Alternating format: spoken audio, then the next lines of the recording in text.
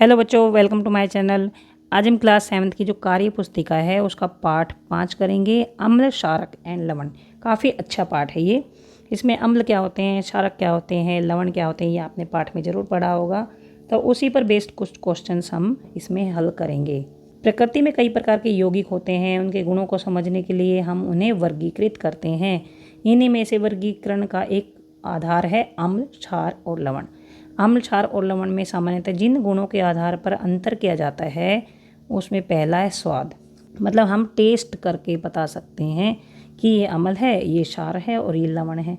जो पदार्थ खट्टे होते हैं वो अम्ल होते हैं, जो कड़वे होते हैं क्षारक होते हैं, और जो खारे होते हैं वो लवण होते हैं। खट्टे जैसे नींबू का रस, क्षारक जैसे साबुन या खाने का सोडा, ये कड़वे होते हैं, और लवण जैसे खारे जैसे नमक, ये लवण होते हैं। ऐसे किन्हीं 5 फलों के नाम लिखो जिनका स्वाद खट्टा होता है, जैसे संतरा, मौसमी, आम, जो आमी होती खट्टी होती वो, इमली, नींबू, आंवला, ये सब खट्टे होते हैं। फलों का खट्टा स्वाद इनमें उपस्थित कार्बनिक अम्लों के कारण होता है। फलों में कार्बनिक अम्ल होते हैं, इसके कारण उनका स्वाद खट्टा होता है। कार्बनिक अम्ल दुर्बल होते हैं, ये इतने ज़्यादा स्ट्रॉन्ग नहीं होते हैं, मतलब दुर्बल होते हैं, इन्हें चखा भी जा सकता है। लेकिन अकार्बनिक अम्ल जो होते हैं वो बहुत ज़्यादा प्रबल होते हैं, इन्हें चखना हानिकारक हो सकता है। जैसे सल्फ्यूरिक अम्ल, ये फलों में नहीं मिलता, ये सल्फ्यूरिक अम्ल अकार्बनिक अम्ल है। हाइड्रोक्लोरिक अम्ल, इन अम्लों को खनिज अम्ल भी कहते हैं। अम्ल नीले लिटमस को लाल कर देते हैं। तो ये यहाँ से जो जो पढ़ा है ये ध्यान रखना है, इनसे ही रिलेटेड क्वेश्चंस आगे आएंगे। गतिविधि 1 है, हल्दी के घोल में सोखता या छन्ना कागज़ को रख लो। कैसा कागज़? जो चीज़ को सोख लेता है, ऐसा कागज़। अब एक कटोरी में साबुन का घोल बनाओ। मतलब एक कटोरी ले लेना, उसमें थोड़ा सा पानी डाल लेना, उसमें थोड़ा सा सरफ डाल देना या फिर साबुन डाल देना, तो ये साबुन का घोल बन जाता है। हल्दी लगे कागज़ पर रुई की सहायता से साबुन के घोल को लगाओ। और जो कागज़ है जिसके ऊपर हल्दी लगी है उसके ऊपर अगर ये हम लगाते हैं थोड़ा थोड़ा, तो जहाँ जहाँ पर लगाते हैं तो इसका रंग लाल हो जाता है, हल्दी का रंग। तो कागज़ के रंग में क्या परिवर्तन आया है? कागज़ का रंग लाल हो जाएगा। साबुन के घोल में ऐसा क्या होता है जिससे हल्दी लगे कागज़ का रंग बदल गया है? साबुन के घोल में क्षारक होता है, और जब क्षारक को हल्दी में डाला जाता है तो हल्दी का रंग लाल हो जाता है। साबुन के घोल को छूकर देखो यह कैसा लगता है? तो यह चिकना लगता है साबुन का घोल। अधिकांश क्षार स्वाद में कड़वे होते हैं, मैंने पहले ही बताया था। उन्हें चख कर देखना हानिकारक होता है, अतः इन्हें पहचानने के लिए छू कर भी देख सकते हैं। ये पदार्थ छूने में चिकने होते हैं, जो क्षारक होते हैं वो छूने में चिकने होते हैं। तुम अपने आसपास में ऐसे पदार्थों के नाम लिखो जो छूने में चिकने होते हैं और क्षारकीय प्रवृत्ति के होते हैं। तो जो खाने का सोडा होता है चिकना चिकना होता है वो। कड़वे खीरे का रस, वो भी चिकना होता है। कपड़े धोने का सोडा, वो भी चिकना होता है। ऐसे ही अगर आपको और पता है तो यहाँ पर लिख सकते हैं।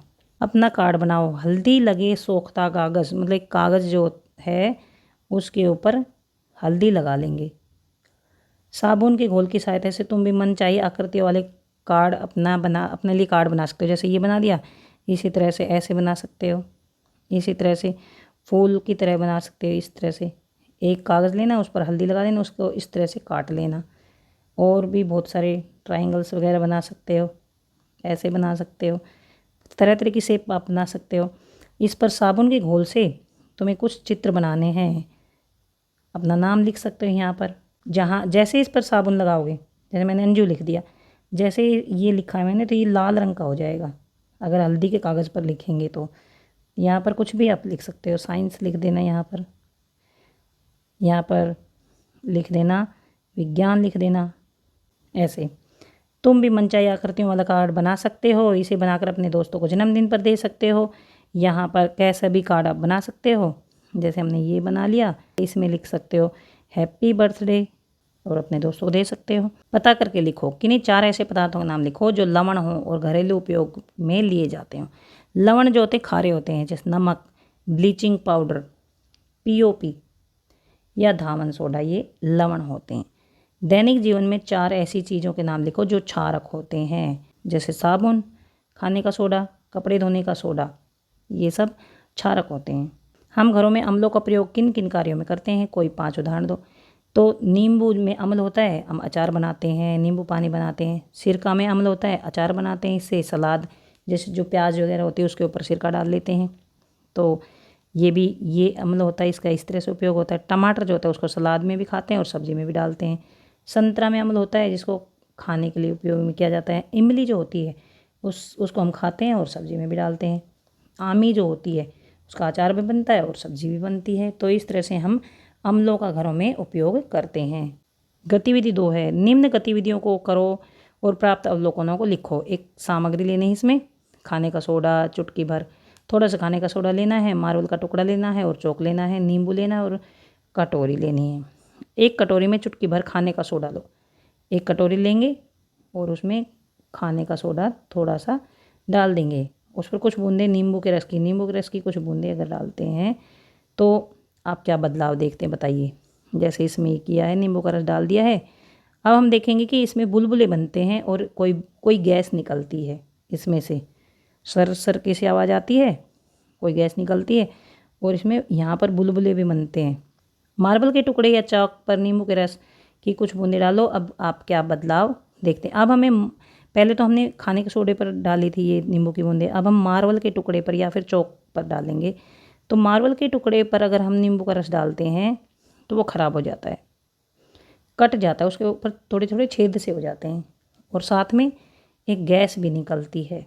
चौक के साथ भी ऐसा ही होता है, चौक के ऊपर डालते हैं तब भी उसमें से एक गैस निकलती है। ऐसा इसलिए होता है क्योंकि जो ये कैल्शियम कार्बोनेट जो होते हैं इनके साथ अगर अम्ल डालते हैं तो उनसे रिएक्शन करते हैं और कार्बन डाइऑक्साइड गैस निकलती है। और जो अम्ल होते हैं वो मार्बल जैसे पदार्थ का, मार्बल में कैल्शियम कार्बोनेट होता है, चौक में भी कैल्शियम कार्बोनेट होता है, इसके एक तरह से दुश्मन होते हैं। अगर इन पर एसिड डाला जाता है तो ये कट जाते हैं। गतिविधि 3, फूलों से लिटमस बनाओ। वही जो फूल होते हैं ना उससे भी हम लिटमस बना सकते हैं। गुड़हल का फूल तो आपने ज़रूर देखा होगा जिसे जासौन बोलते हैं, या फिर बोगनवेलिया का फूल है, उससे भी हम ये जो लिटमस होते हैं इस तरह से बना सकते हैं। असली के लिटमस नहीं, मतलब इनको अम्ल या क्षारक को चेक करने के लिए यूज़ किया जा सकता है। आओ जांच शुरू करें। किसी एक फूल की पंखुड़ियाँ तोड़ लो, इन्हें छन्ना कागज़ की पट्टी पर रगड़ो ताकि पंखुड़ियों का रंग कागज़ पर उतर आए। जो कागज़ होता है उस पर गुड़हल होता है, उसके फूल की पंखुड़ियाँ को रगड़ना है तो कागज़ रंगीन हो जाता है।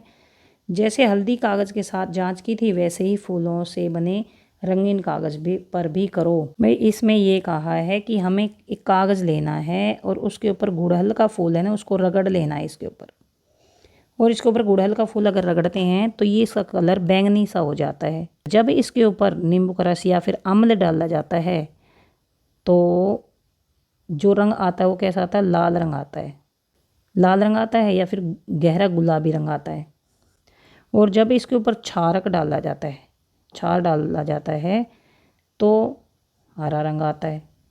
नींबू का रस और संतरा का रस या सिरका अगर डालते हैं तो या तो डार्क गुलाबी गहरा गुलाबी आता है या फिर लाल आता है। साबुन का पानी या फिर सोडा डालेंगे, मतलब ये क्षारक होते हैं, तो इसका रंग हरा आता है। क्या सारी चीज़ें गुड़हल कागज़ का रंग बदल देती हैं? उन पदार्थों की सूची बनाओ जो गुड़हल कागज़ का रंग बदल देती हैं। तो यहाँ पर हमने ये लिख दिया, ये नींबू का रस, संतरा का रस, सिरका, ये इसका रंग गहरा गुलाबी या फिर लाल कर देती हैं, और साबुन का पानी और सोडा इसका रंग हरा कर देती हैं, इस पट्टी का रंग। क्या सारी चीज़ें बोगनवेलिया कागज़ का रंग बदलती हैं? उन पदार्थों की सूची बनाओ जो बोगनवेलिया कागज़ का रंग बदलती हैं। तो जो अम्ल और क्षारक जो होते हैं वो बोगनवेलिया कागज़ का रंग बदल देती हैं। ये बोगनवेलिया देखिए, इसमें बोगनवेलिया लिख रखा है और कई जो कार्यपुस्तिका है उसमें गुड़हल ही लिख रखा है। तो जो कागज़ पर हमने जो गुड़हल का फूल लगाया था उसका रंग कब बदला था? या तो उस पर अम्ल डाला था तब, या उस पर क्षारक डाला था तब बदला था। क्या सारी चीज़ें बोगनवेलिया कागज़ का रंग बदलती हैं? नहीं, सारी चीज़ें नहीं बदलती। उनमें से कुछ ऐसी चीज़ें भी हैं जिसको गुड़हल वाले फूल के जो कागज़ है उस पर लगाया जाता है तो उसका रंग नहीं भी बदलता है। ऐसी कौन सी चीज़ होती हैं? वो होती है लवण। ये लिखने की ज़रूरत नहीं है यहाँ पर क्योंकि सिर्फ ये पूछा है क्या रंग बदलता है। तो ये लवण जो होते हैं वो, और पानी भी हो सकता है या फिर उदासीन, ये जो है वो इनके जो फूल का पानी होता है उसका रंग नहीं बदलते हैं क्योंकि ये ना तो अम्ल है ना क्षारक है। रमेश ने भी यह प्रयोग ढेर सारे फूलों से किया। रंग बदलने से के जादू से रमेश पूरी तरह खो गया। उसके मन में यह सवाल उठा कि एक बार रंग बदलने के बाद अगर हल्दी या फूल का मूल रंग यानी जो शुरू में था वापस लाना चाहे तो क्या ऐसा हो सकता है? हाँ, ऐसा हो सकता है। कैसे होगा ये? मान लीजिए हमने ये हल्दी ली है, इसमें पूछा हल्दी का रंग या फिर फूल का रंग। मान लीजिए हमने एक गिलास में पानी डाल दिया, उसमें हमने ये हल्दी डाल दी है और इसके अंदर अगर अम्ल डाला जाता तो कोई असर नहीं होता। अगर इसके अंदर क्षारक डाला जाता है तो जो ये हल्दी है इसका रंग लाल हो जाता है। और ये लाल क्यों हुआ? क्योंकि इसमें क्षारक डाला है। और अगर इसके अंदर अम्ल डाला जाता है तो ये क्षारक के असर को ख़त्म कर देगा और फिर से कैसा हो जाएगा? हल्दी जैसा रंग हो जाएगा दोबारा से। तो ये तरीका है दोबारा से वैसा ही रंग प्राप्त करने का। अगर क्षारक डाला है तो उसके ऊपर अम्ल डाल देंगे। क्या तुम कोई तरीका बता सकते हो जिससे हल्दी का रंग वापस आ जाए? हल्दी में क्षारक मिलाने पर उसका रंग लाल हो जाता है, फिर उसमें अम्ल मिलाने पर हल्दी का रंग वापस आ जाएगा। तो हल्दी का रंग कैसा होता है? पीला या फिर हल्दी जैसा कलर। अम्ल एवं क्षारक का पता लगाने के लिए लिटमस पत्र का उपयोग भी कर सकते हैं।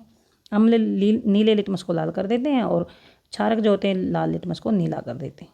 गतिविधि 4, जिस चीज़ की जांच करनी है उसकी एक बूंद नीले लिटमस के कागज़ पर डालो। इस तरह से लाल लिटमस के साथ सभी चीज़ों की बारी बारी से जांच करो। तो ये देखिए, जिस चीज़ की जांच करनी है उसकी एक बूंद नीले लिटमस पर डालो। ये है नीला लिटमस। इसके ऊपर अगर कोई बूंद डालते हैं जिस चीज़ की जांच करनी है, जैसे मान लीजिए हमने ले लिया है नींबू का रस। अगर नींबू का रस इसके ऊपर डालते हैं तो जहाँ पर नींबू का रस डालेंगे तो वो हिस्सा या फिर वो वाला पॉइंट लाल रंग का हो जाएगा, उसमें लाल रंग हो जाएगा। और जहाँ पर क्षारक डालेंगे तो नीले लिटमस पर कोई भी असर नहीं होगा। इसी तरह से लाल लिटमस के साथ भी ऐसा करके देखो। तो ये हमने ले लिया लाल लिटमस और अगर इसके ऊपर क्षारक डाले जाते हैं तो जो क्षारक होते हैं वो लाल लिटमस को नीला कर देंगे। मान लीजिए यहाँ पर हमने क्षारक डाला तो क्षारक जो होते हैं वो लाल लिटमस को, लाल को नीला कर देते हैं। अपने अवलोकन लिखो। अब लिखेंगे नींबू का रस अगर डालते हैं नीले लिटमस तो नीला लिटमस लाल हो जाता है। साबुन का पानी अगर लाल लिटमस पर डालते हैं तो लाल को नीला कर देता है। दिशा निर्देश। अब तुम 3 समूह बना सकते हो। एक समूह उन चीज़ों का होगा जो नीले लिटमस को लाल कर देती हैं। तो ये कौन सी होती हैं? नीले को लाल करने वाली अम्ल होती हैं और ये सभी चीज़ें अम्लीय होती हैं। दूसरा समूह उन चीज़ों का होता है जो लाल लिटमस को नीला कर देती हैं। तो ये होती है क्षारक। और कुछ चीज़ें ऐसी भी होंगी जो जिनका किसी भी लिटमस पर कोई असर नहीं होता, यानी लाल लिटमस लाल ही रहता है और नीला नीला ही रहता है। ऐसी चीज़ों को उदासीन कहते हैं। उदासीन मतलब जैसे पानी होता है या फिर लवण भी होते हैं। उक्त जानकारी का उपयोग करते हुए सारिणी में दी गई वस्तुओं का लाल और नीले लिटमस की सहायता से अम्ल, क्षारक एवं लवण में वर्गीकृत करो। तो ये सारिणी कहाँ दे रखी है? देखिए ये सारिणी दे रखी है। अब इसमें से हमने क्या पढ़ा है कि जो अम्ल होते हैं वो नीले लिटमस को लाल कर देते हैं और जो क्षारक होते हैं वो लाल को नीला कर देते हैं। खाने का सोडा, जो खाने का सोडा होता है वो अगर लाल लिटमस पर लगाते हैं तो नीला हो जाता है, लेकिन नीले पर उसका कोई असर नहीं होता। तो वो क्या है? क्षारकीय है। नींबू का रस जो होता है वो नीले लिटमस को लाल कर देता है तो वह अम्लीय है। साबुन का पानी लाल को नीला कर देता है तो वह क्षारकीय है। दूध जो होता है, दूध में लैक्टिक अम्ल होता है तो वो नीले लिटमस को लाल कर देता है। टमाटर जो होता है उसमें भी अम्ल होता है, खट्टा होता है वो भी नीले को लाल कर देता है। चूने का पानी जो होता है वो क्षारकीय होता है, वो लाल को नीला कर देता है। इमली का पानी तो इसमें अम्ल होता है, इमली में टार्ट्रिक अम्ल बहुत ज़्यादा खट्टा होता है तो नीले को लाल कर देता है। नमक का घोल, नमक जो होता है वो लवण होता है तो वो ना कोई भी असर नहीं होता, ना नीले को लाल करेगा ना लाल को नीला करेगा। तो ये उदासीन होता है, यहाँ उदासीन में लिख देंगे। प्रश्न 4 है निम्न पदार्थों में से अम्लीय, क्षारकीय और उदासीन को अलग अलग करके लिखो। नींबू, दही, कपड़े धोने का सोडा, नमक, साबुन का घोल, चूने का पानी, फिटकरी, खाने का सोडा, इमली और नारंगी और पानी। तो जो अम्लीय होते हैं वो खट्टे होते हैं, जैसे नींबू, दही, इमली और नारंगी। नींबू लिख दिया, दही और यहाँ पर इमली और नारंगी जो ऑरेंज होता है। और अभी है खाने का सोडा, क्षारकीय है, कपड़े धोने का सोडा, साबुन का घोल और चूने का पानी ये क्षारकीय होते हैं। उदासीन ना अम्लीय ना क्षारकीय नमक, पानी और फिटकरी। पदार्थों का उनमें पाए जाने वाले अम्लों के साथ उचित मिलान करो। तो जो संतरा और नींबू होते हैं उनमें सिट्रिक अम्ल होता है। सेब जो होता है उसमें मैलिक अम्ल होता है। चींटी और मधुमक्खी उसमें फॉर्मिक अम्ल होता है। चींटी और मधुमक्खी जो डंक मारती हैं तो एक फॉर्मिक अम्ल छोड़ते हैं जिससे हमें खुजली सी होने लग जाती है। दही में लैक्टिक अम्ल होता है। इमली में टार्ट्रिक अम्ल होता है। टमाटर में ऑक्जेलिक अम्ल होता है। सिरका में एसिटिक अम्ल होता है। प्रश्न 6, डॉक्टर के पास जाकर पता करो कि एसिडिटी की शिकायत क्यों होती है। क्योंकि हमारे अमाशय में पहले ही अम्ल होता है और उसमें अगर और हम अम्ल खा लेते हैं या मसाले वसाले खा लेते हैं तो और अम्ल हो जाता है। तो हमारे अमाशय में अम्ल की अगर अधिकता हो जाती है तो उससे हमें एसिडिटी की शिकायत हो जाती है। एसिडिटी मतलब अम्लता। इसे दूर करने के लिए हमें किस तरह की दवाई लेनी चाहिए। तो एसिड को अगर दूर करना है तो हमें क्षारकीय दवाई लेनी चाहिए जो प्रति अम्ल होते हैं, जो अम्लों को ख़त्म कर देते हैं। इनमें क्षारक होता है जैसे मैग्नीशियम हाइड्रोक्साइड, तो ये अम्ल के असर को ख़त्म कर देते हैं। दवा में ऐसा क्या होता है जिससे हमें राहत मिलती है। दवा में क्षारक होता है जो कि अम्ल के असर को ख़त्म कर देता है। किसी किसान से पूछो यदि उसके खेत में मिट्टी की अम्लता या क्षारकता बढ़ जाती है तो उसकी फसल पर क्या प्रभाव पड़ेगा। पौधों की वृद्धि अच्छी नहीं होती है। मिट्टी की अम्लता और क्षारकता को दूर करने के लिए किसान क्या करता है। मृदा अम्लीय होती है तो उसमें बिना बुझा चूना डाल देते हैं, और अगर क्षारकीय होती तो उसमें जैव पदार्थ या कंपोस्ट खाद मिला देते हैं। तो भाई मिट्टी अगर अम्लीय ज़्यादा होती है तो ये बिना बुझा चूना क्यों डालते हैं, क्योंकि ये क्षारकीय होता है। और अगर मिट्टी क्षारकीय होती है तो उसमें जैव पदार्थ डाल देते हैं क्योंकि ये अम्लीय होते हैं। जैव पदार्थ मतलब जो खाद जो होती है वो डालते हैं क्योंकि ये अम्लीय होती हैं। तो क्षारक अम्ल के असर को ख़त्म कर देते हैं और अम्ल जो क्षारक के असर को ख़त्म कर देते हैं। प्रश्न 8, घरों में दही जमाने के लिए मिट्टी या स्टील के बर्तनों का प्रयोग किया जाता है, पीतल या तांबे के बर्तनों का नहीं किया जाता। अपने बड़ों से चर्चा करके लिखो। भाई जो दही होती है उसमें अम्ल होता है और जो पीतल और तांबे से क्रिया करके ये विषैले लवण बनाते हैं जो हमारे लिए हानिकारक होते हैं। क्योंकि पीतल और तांबा जो है वो दही में अम्ल जो होता है उससे क्रिया करते हैं और हानिकारक लवण बनाते हैं, विषैले लवण बनाते हैं जिससे जो हमारे लिए हानिकारक होते हैं। अग्निशमन यंत्र कैसे कार्य करता है, क्या इसमें भी अम्ल और क्षारक की क्रिया कराई जाती है। शिक्षक से चर्चा करो। इन यंत्रों में सल्फ्यूरिक अम्ल और सोडियम हाइड्रोजन कार्बोनेट होता है। किसमें, अग्निशमन यंत्र। अग्निशमन यंत्र मतलब जो आग बुझाने के काम आते हैं। तो इनमें सल्फ्यूरिक अम्ल और सोडियम हाइड्रोजन कार्बोनेट होता है। जब इनको छिड़का जाता है आग पर तो इससे कार्बन डाइऑक्साइड गैस बनती है। तो यहाँ लिख देंगे जो आग बुझाने में सहायक होती है। घरों में पीतल या तांबे के बर्तन अगर काले पड़ जाएं तो उन्हें साफ करने के लिए नींबू या छाछ का प्रयोग किया जाता है। ऐसा क्यों किया जाता है, बड़ों से चर्चा करके लिखो। पीतल या तांबे को खुला छोड़ने पर उनकी सतह पर कॉपर ऑक्साइड की परत जम जाती है।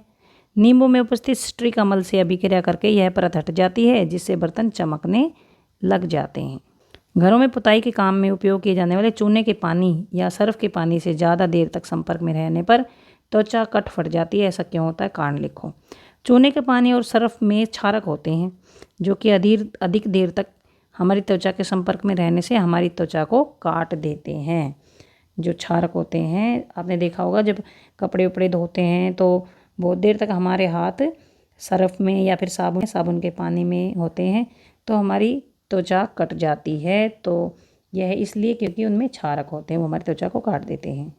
एक पदार्थ जिसके बारे में मालूम नहीं था कि वह अम्लीय है या क्षारकीय या उदासीन, 2-3 बूंदें लाल लिटमस पर लगाई तो कोई असर नहीं हुआ। इसे देखकर अजय ने कहा कि यह जरूर उदासीन है। भाई लाल लिटमस पर लगाई इसने, लाल लिटमस पर, नीले पर थोड़ी डाली है 2-3 बूंदें। तो लाल लिटमस पर अगर लगाई है तो उस पर कोई असर नहीं हुआ। तो लाल लिटमस पर या तो अम्ल असर नहीं करता है या फिर उदासीन असर नहीं करता है। तो ये तो या तो वो अम्ल होगा या फिर उदासीन होगा। मगर रेहाना का कहना था कि यह अम्लीय भी हो सकता है। तो ये ठीक कह रही है, इसकी बात बिल्कुल सही है, यह अम्लीय भी हो सकता है। जरा बताओ कि कैसे पता लगे कि वह पदार्थ अम्लीय है या उदासीन। तो हम नीले लिटमस पर इसकी इन दोनों की एक एक बूंदे डालकर देख लेंगे। पदार्थ की 2-3 बूंदें नीले लिटमस पर डालेंगे और यदि उस पर कोई प्रभाव नहीं हुआ तो वह पदार्थ उदासीन है और नीला लिटमस अगर लाल हो जाता है तो वह पदार्थ अम्लीय है। प्रश्न 13, तुम्हें 3 घोल दिए हैं, एक अम्लीय, एक क्षारकीय और एक उदासीन। साथ में नीला लिटमस दिया है। तुम कैसे पता लगाओगे कौन सा घोल कैसा है, समझ कर लिखो। हमें सिर्फ नीला लिटमस दिया है, लाल तो दिया ही नहीं है, नीला लिटमस दिया है।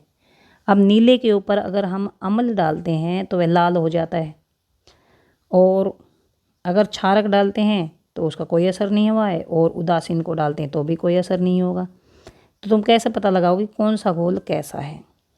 तो नीला लिटमस कागज़ लाल हो जाता है तो अम्ल है, लेकिन जो 2 घोल बच गए उससे तो हमें पता ही नहीं लगेगा कि कौन सा घोल क्षारक है या फिर कौन सा घोल उदासीन है। तो अन्य के लिए हमें लाल लिटमस कागज़ की आवश्यकता होगी, और लाल लिटमस कागज़ अगर नीला हो जाता है तो वो क्षारकीय होता है, और अगर नीला नहीं होता है तो वो उदासीन होता है। तो यहाँ पर या तो उन्हें लाल लिटमस और देना चाहिए था, अगर नहीं है तो हम इस तरह से ही लिखेंगे। प्रश्न 14, एक घोल का हल्दी कागज़ पर कोई असर नहीं होता है, इसके आधार पर बताओ कि नीचे के वाक्यों में से कौन सा सही है। हल्दी पर कोई असर नहीं होता, तो हल्दी पर अगर हम क्षारक डालते हैं तो वो लाल हो जाता है, लेकिन भाई इसके ऊपर कोई भी असर नहीं हुआ है, तो इसका मतलब घोल जो है वो अम्लीय है, या फिर घोल उदासीन भी हो सकता है, या फिर घोल नमकीन भी हो सकता है। मतलब घोल या तो उदासीन है, क्योंकि उदासीन का भी हल्दी पर कोई असर नहीं होता है, और नमकीन का मतलब लवण का भी हल्दी पर कोई असर नहीं होता है, और जो अम्ल होते हैं उनका भी हल्दी पर कोई असर नहीं होता है। तो ये तीनों आएंगे, इसके आधार पर बताओ कि नीचे वाक्यों में से कौन सा सही है। तो ये तीनों ही सही हैं और ये गलत है। क्या तुम अनुमान बता सकते हो कि लाल लिटमस पर इस घोल का क्या असर होगा? लाल लिटमस पर, तो लाल लिटमस पर अम्ल का भी कोई असर नहीं होता है, और उदासीन का भी कोई असर नहीं होता है, नमकीन का भी मतलब लवण का भी कोई असर नहीं होता है। अब है कि अम्लीय वर्षा के कारणों का पता लगाइए और इसके हानिकारक प्रभावों को लिखिए। भाई जो अम्लीय वर्षा होती है ना, वो बहुत ज़्यादा हानिकारक होती है। और ये अम्लीय वर्षा होती क्यों है? क्योंकि वायु में हानिकारक गैसें होती हैं, जैसे सल्फर डाइऑक्साइड गैस और नाइट्रोजन डाइऑक्साइड गैस। जो फैक्ट्रीज चलती हैं उनमें जो केमिकल्स बनते हैं, उनसे केमिकल्स निकलते हैं। तो जो सल्फ़र जो होता है वो वायु में उपस्थित ऑक्सीजन से रिएक्शन कर लेता है तो सल्फर डाइऑक्साइड बनाता है, और नाइट्रोजन जो होता है वो नाइट्रोजन डाइऑक्साइड बनाता है। तो इस तरह से भाई वायु में हानिकारक गैसें, जैसे सल्फर डाइऑक्साइड बहुत ज़्यादा हानिकारक गैस होती है, नाइट्रोजन डाइऑक्साइड ये भी हानिकारक गैसें होती हैं, ये वायुमंडल में उपस्थित होती हैं, और वायुमंडल में जलवाष्प भी होता है, और इनसे ये जो सल्फर डाइऑक्साइड और नाइट्रोजन डाइऑक्साइड इनसे रिएक्शन कर लेती हैं, और उनसे अभिक्रिया करके सल्फ्यूरिक अम्ल और नाइट्रिक अम्ल बना देती हैं। और ये जो अम्ल बन गए, अब ये अम्ल तो बन गए, जैसे बारिश होती है तो बारिश के साथ ये अम्ल भी नीचे गिर जाते हैं, क्योंकि बारिश में जो पानी होता है उनके साथ ये नीचे गिर जाती हैं, और वर्षा को भी अम्लीय बना देती हैं। ये उसके साथ पृथ्वी पर बरस पड़ती हैं और इसे अम्लीय वर्षा कहते हैं। अब इनका हानिकारक प्रभाव होते हैं, ये संगमरमर को काट देती हैं। संगमरमर जो होता है कैल्शियम कार्बोनेट जिस भी पदार्थ में होता है उनको ये काट देती हैं। मिट्टी को भी नुकसान पहुंचाती है, पौधों को भी नुकसान पहुंचाती है, क्योंकि ये मिट्टी को तो अम्लीय बना देती हैं, और अम्लीय मिट्टी में पौधे नहीं उग पाते हैं। तो ये मिट्टी और पौधों को नुकसान पहुंचाती है, फसलों को बिल्कुल ख़त्म कर देती हैं। तो यहाँ तक यह पाठ ख़त्म होता है, वीडियो भी ख़त्म होता है। अब हम अगले वीडियो में अगले पाठ की कार्यपुस्तिका करेंगे। अगर आपको समझ आ गया है please subscribe my channel, share to your friends and like. कुछ समझ नहीं आया है तो कमेंट बॉक्स में लिखकर पूछ सकते हैं। Thanks for watching.